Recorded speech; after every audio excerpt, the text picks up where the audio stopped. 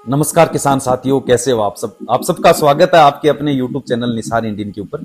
तो दोस्तों अपने बात करने वाले हैं अभी जैसलमेर के अंदर एक बहुत बड़ी महामारी आई थी तो भेड़ बकरियों के अंदर, जिसमें किसानों का लगभग 23-20 करोड़ से ऊपर का नुकसान हुआ है, क्योंकि 20,000 से ज्यादा भेड़ बकरियां हैं वो मर चुकी हैं। और ये तो एक गिनती का मतलब आइडिया है एक आंकड़े का, लेकिन ये इससे ज्यादा भी हो सकता है। 30,000 भी हो सकता है, 35,000 भी हो सकता है। प्रशासन के अनुसार 20,000 से ज्यादा का आंकड़ा मतलब है, यानी जिसमें भेड़ बकरियां वो मर चुकी हैं। क्यों मरी दोस्तों, क्या कारण था, क्या किसानों ने भूल की, क्या गलती हुई उनसे, और वो गलती क्या आप भी वही गलती कर रहे हैं? तो इससे अपने को सीख लेने की जरूरत है। और सिखाने का काम कौन करेगा? अपने जैसे जो यूट्यूब चैनल है, निसार इंडियन यूट्यूब चैनल है, वो आपको बताएगा कि किस वजह से भेड़ बकरियां मरी हैं और आप इस नुकसान को कैसे कम कर सकते, कैसे बच सकते हैं। बिल्कुल 5-10 रुपए का खर्चे के चक्कर में लगभग ये मान के चलो कि 20 करोड़ से ऊपर का नुकसान एक जिले को हो चुका है, जिसका जैसलमेर राजस्थान का है। और वो मतलब पूरी डिटेल आपको इस वीडियो में बताने वाला हूं कि कौन सी बीमारी थी, क्या किसानों ने गलती की और क्या प्रशासन की वजह से चूक हुई। सारी चीजें इस वीडियो में बताने वाला हूं। दोस्तों अपना वीडियो शुरू करते हैं। शुरू करने से पहले मैं आपसे रिक्वेस्ट करूंगा कि अगर आप ऐसे अच्छे अच्छे वीडियो अगर देखना चाहते हो तो इस चैनल को आप सब्सक्राइब करके और आगे घंटी का निशान है उस पर ऑल नोटिफिकेशन पर क्लिक कर लें, ताकि ऐसे बढ़िया बढ़िया वीडियो आपको मिल सके और आप भी नुकसान से बच सके। तो दोस्तों पशुपालन की दृष्टि से जैसलमेर में बहुत बेअंदाज राजस्थान का एक पशुपालन प्रधान जिला है। फिक्स आंकड़े तो नहीं है, लेकिन बहुत ज्यादा भेड़ बकरियां वो बाड़मेर में, जैसलमेर में पाली जाती हैं। तो जैसलमेर भी मरुस्थलीय इलाका है और हरियाली बहुत कम है, डेजर्ट है पूरा। तो ज्यादातर भेड़ बकरियों के लिए वहां पर जगह क्या है, मुफीद और ओपन चराई ज्यादा होती है, क्योंकि फसल वहां पर कम होती नहीं है। इसलिए क्या है कि भेड़ बकरियों को खुले में चराया जाता है ज्यादातर। और ज्यादातर भेड़ों की संख्या है, रेवड़ के रेवड़ है वहां पर, बकरियां भी हैं, मारवाड़ी नस्ल की बकरियां ज्यादा हैं। और जो जैसलमेरी भेड़ है वो भी वहां पर काफी ज्यादा पाई जाती है। तो दोस्तों ये कहानी शुरू होती है अपने लगभग अपनी दीपावली के पास से। दीपावली के पास से अपने को एक टीकाकरण होता है जिसको ईटी का टीका बोलते हैं। ईटी का मतलब एंट्रोटॉक्सिमिया, और राजस्थानी में या देसी नाम उसका है फिड़किया रोग। उसका टीका अपने को लगभग दीपावली के आसपास उसका टीकाकरण करना होता है। तो दीपावली के पास करेंगे तो महीने 1.5 महीने में वो जो वैक्सीन है शरीर में जाके रोग प्रतिरोधक क्षमता भेड़ बकरियों में उत्पन्न करेगा। और महीने 2 महीने के बाद फिर वो शरीर में क्या है, एक्टिव हो जाएगा। महीना भर लग जाता है शरीर में रोग प्रतिरोधक क्षमता तैयार करने में, फिर वो बीमारी नहीं होती है।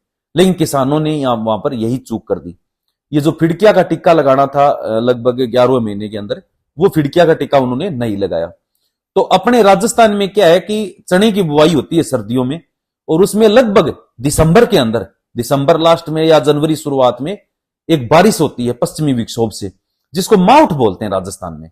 माउठ बोलते हैं, जो 5 आंगल 10 आंगल बारिश होती है पश्चिमी विक्षोभ से, जो चने की फसल होती है उसके ऊपर जो बारिश होती है उसको माउठ बोलते हैं। राजस्थानी लोग इसको समझते हैं, बाकी अन्य स्टेट के लोग वो इसको समझ सकते हैं कि दिसंबर जनवरी के अंदर एक बारिश होती है राजस्थान के अंदर। उस बारिश के बाद क्या जमीन के ऊपर ताजा घास उगती है, और उस घास में कई राजस्थानी घास है, जैसे सुरेली है, बांकड़ी है, और कोई आगिया है। इस तरीके के जो घास है वो उगते हैं ज्यादा।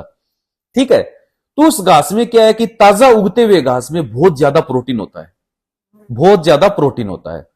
और उस घास के अंदर क्या है कि बारिश की वजह से, जड़ी की वजह से मिट्टी भी उसमें लगी रहती है बहुत ज्यादा। ठीक है, क्योंकि वो एक आंधी सूंटे का तूफान होता है और उसमें धूल मिट्टी की वजह से वो पूरा जो घास उगता है वो मिट्टी से लथपथ रहता है, और बहुत ज्यादा प्रोटीन होता है। बस ये मानो कि सबसे बड़ा फिड़किया का कारण यही है, यानी कि कच्ची प्रोटीन युक्त घास प्लस वो उसमें मिट्टी भरी हुई हो। और वो भेड़ बकरियां खुले के अंदर जब चरती हैं तो जो रेवड़ का पाड़ी होता है, जो गवाड़ा होता है, वो तो खुश होता है कि हरा चारा हो गया, भेड़ बकरियों को खुल के चरेंगे। लेकिन यहीं पर वो चरते ही उनके दस्त लग जाते हैं। दोस्तों आपने देखा होगा कि बाहर खुले में जैसे ही घास उगती है हम चराते हैं तो भेड़ बकरियों के दस्त लग जाते हैं, पेचिस लग जाते हैं, पेट चल जाता है उनका। तो वो क्यों चलता है? क्योंकि इतना ज्यादा प्रोटीन होता है उस घास में, वो प्रोटीन को उनका शरीर है वो अचानक से हजम नहीं कर पाता है, और हजम नहीं करने की वजह से वो मींगनी नहीं बनेगी और सीधा ही बाहर आने लग जाएगा। तो उस वजह से ज्यादा मतलब दस्त लगने की वजह से ज्यादा मतलब पेचिस लगने की वजह से उनके शरीर में पानी की कमी हो जाएगी, शरीर कमजोर हो जाएगा और आंतों में क्या है उसके इन्फेक्शन हो जाएगा, ज्यादा कटाव होने की वजह से आंतों में इन्फेक्शन हो जाएगा, पानी की कमी हो जाएगी। बस एंट्रोटॉक्सिमिया रोग को यही चीज चाहिए और वो तुरंत कीटाणु, एंट्रोटॉक्सिमिया के रोग कीटाणु होते हैं वो उत्पन्न हो जाते हैं। और उत्पन्न होने के बाद मतलब अगर वो लक्षण उत्पन्न हो गए और वैक्सीनेशन नहीं किया हुआ है तो आपका जो बाड़ा है, शेड है, पूरा का पूरा खत्म हो जाएगा। घंटे 2 घंटे के अंदर ही पूरी बेड़े खत्म, पूरी बकरियां, पूरा बाड़ा का बाड़ा समाप्त। और जो एंट्रोटॉक्सिमिया रोग होता है इसके साथ में टिटनस का भी जो वायरस होता है वो भी तुरंत हमला कर देता है। इसीलिए तो बोलते हैं ईटी प्लस टीटी, यानी एंट्रोटॉक्सिमिया प्लस टिटनस दोनों साथ में होते हैं और इनका टिक्का भी दोनों का साथ में ही वैक्सीनेशन लगाया जाता है। लेकिन बीमारी होने के बाद दोस्तों, क्योंकि वायरस जनित रोग है और वायरस जनित रोगों में बीमारी होने के बाद कोई इलाज नहीं होता, उसको तो पहले ही रोका जा सकता है। हाँ, बैक्टीरिया संबंधी जो रोग होते हैं उनको अपने होने के बाद भी रोक सकते हैं, लेकिन वायरस है वो अपना रूप चेंज करता रहता है तो उसकी फिक्स कोई दवाई नहीं बनती है। वो आज किस रूप में, दूसरे दिन किस रूप में, तीसरे दिन, तो उसको पहचान के उस पर वो दवाई हमला करे, ऐसा इसका कोई तोड़ नहीं मिलता है। इसीलिए जो वायरस जनित रोग होते हैं उनकी पहले से वैक्सीन लगाई जाती है, ठीक है ना। और वैक्सीन में उसी बीमारी के मरे हुए सुप्त कीटाणु होते हैं जो शरीर को नुकसान नहीं पहुंचाते हैं।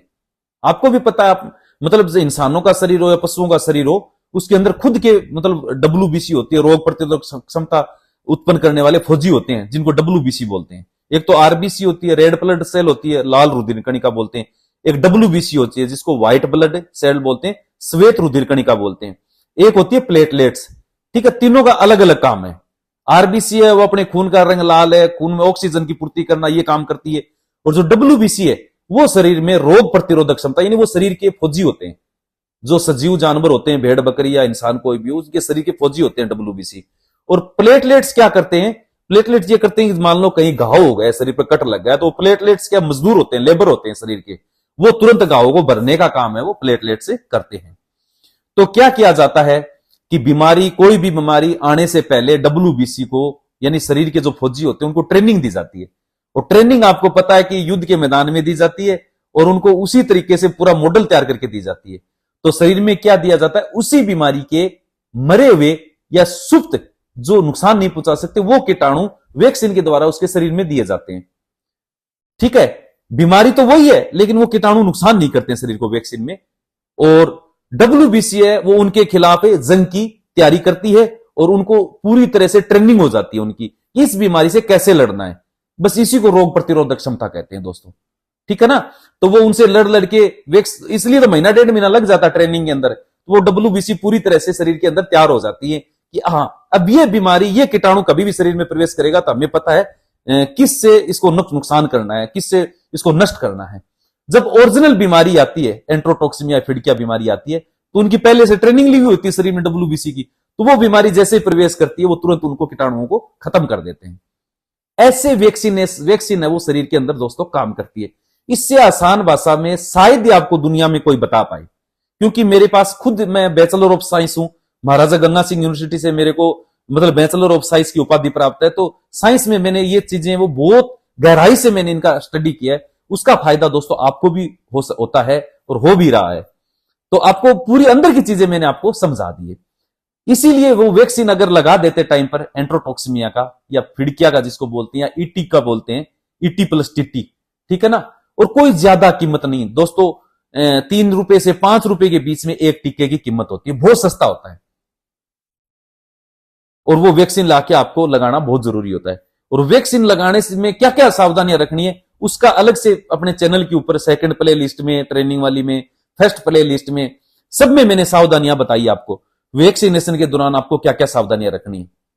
उसको फ्रीज के ठंड के अंदर रखना जरूरी है, बर्फ के अंदर वैक्सीन को लेके आना है, उसकी कोल्ड चेन टूटनी नहीं चाहिए, यानी गर्मी में नहीं आना चाहिए वैक्सीन।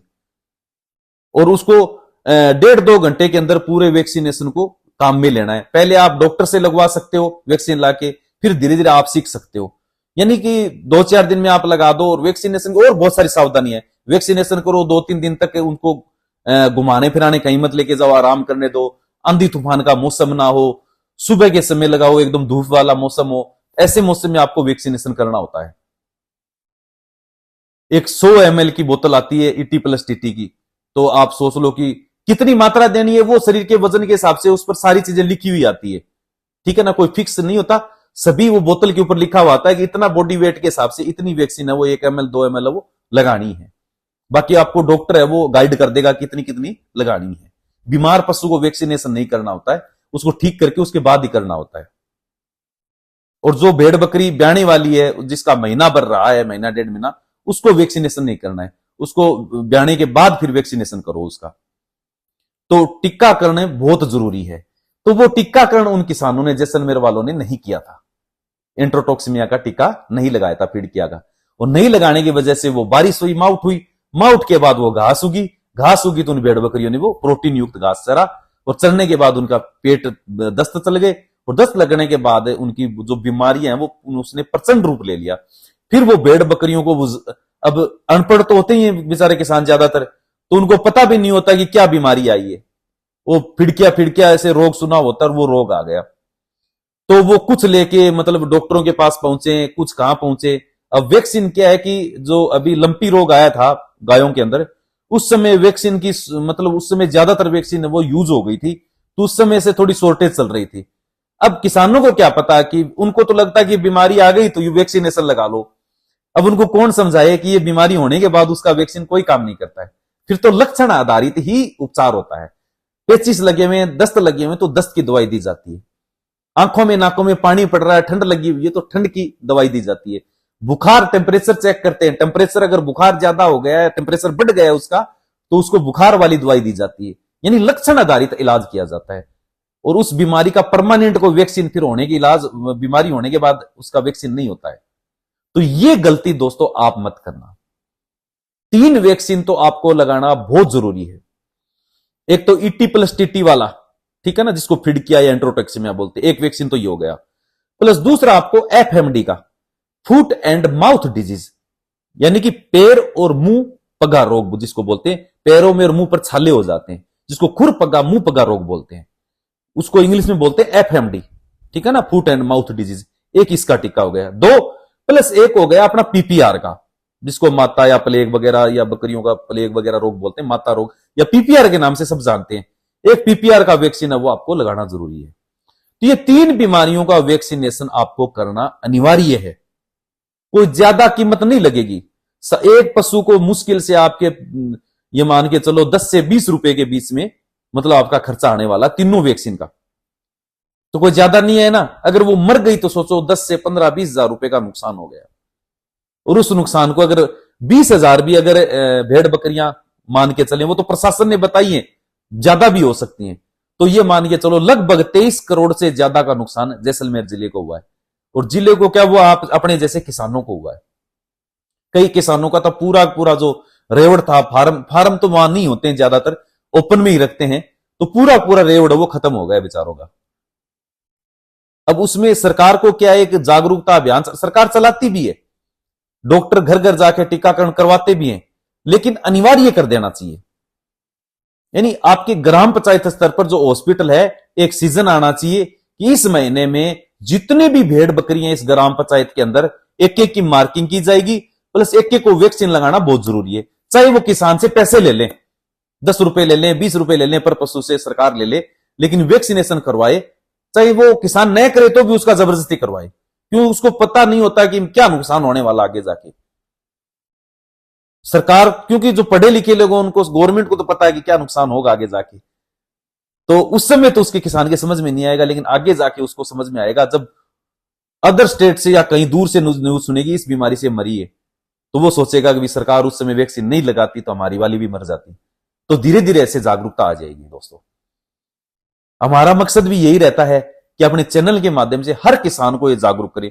5-7 बकरियां हैं तो अपने इग्नोर कर देते हैं कि चलो 5-7 बकरियों के लिए कौन जो वैक्सीन लेके आएगा, कौन परेशानी करेगा। लेकिन अगर आप 15 से 20 बकरियां भी अगर आपके पास है, 20 बकरी है कम से कम, 15 बकरी है, 20 बकरी है कम से कम, तो आपको वैक्सीनेशन करना बहुत जरूरी है दोस्तों, ठीक है ना। तो ऐसे तो काफी लंबा वीडियो हो जाएगा ये वैक्सीनेशन के ऊपर, स्पेशली अपने जो ये जो फिड़किया रोग हुआ इसके ऊपर।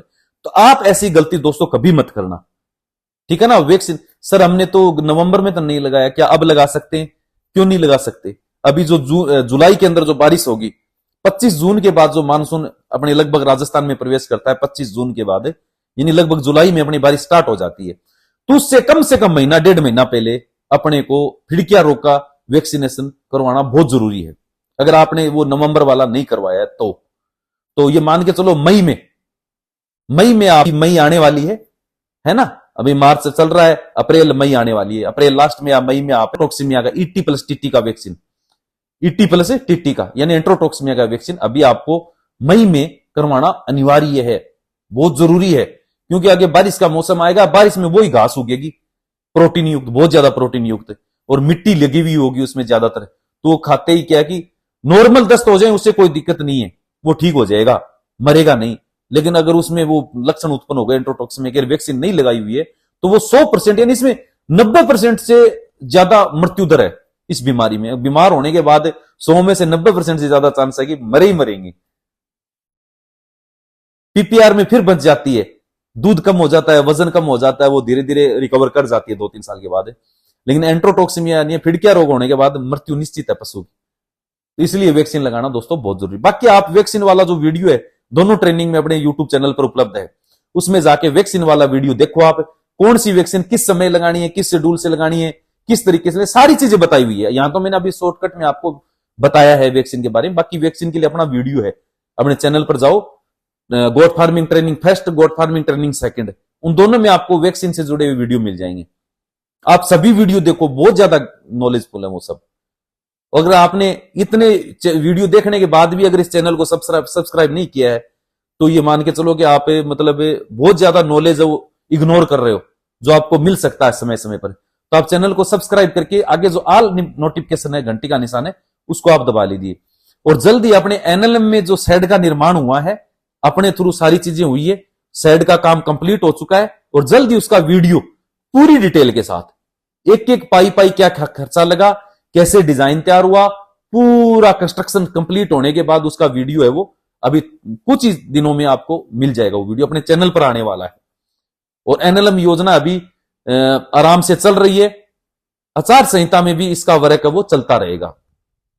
तो आप कभी भी इसमें आवेदन कर सकते हैं। इसकी पूरी डिटेल के लिए एनएलएम की प्ले लिस्ट है अपने चैनल के ऊपर, उसमें जाके उस प्ले लिस्ट के सभी वीडियो देख लीजिए, आपको एक एक चीज समझ में आ जाएगी कि एनएलएम योजना क्या है, कैसे सब्सिडी मिलती है, सारी चीजें। उसकी प्रोजेक्ट रिपोर्ट बनानी है तो व्हाट्सएप नंबर है, अपने हर वीडियो में मिल जाएंगे, उस पर आप मैसेज करके प्रोजेक्ट रिपोर्ट भी एनएलएम की बनवा सकते हो, ट्रेनिंग भी आप ले सकते हो। तो दोस्तों मिलते हैं ऐसे ही ज्ञानवर्धक और बढ़िया वीडियो में आगे। तब तक के लिए जय हिंद, जय भारत, जय किसान।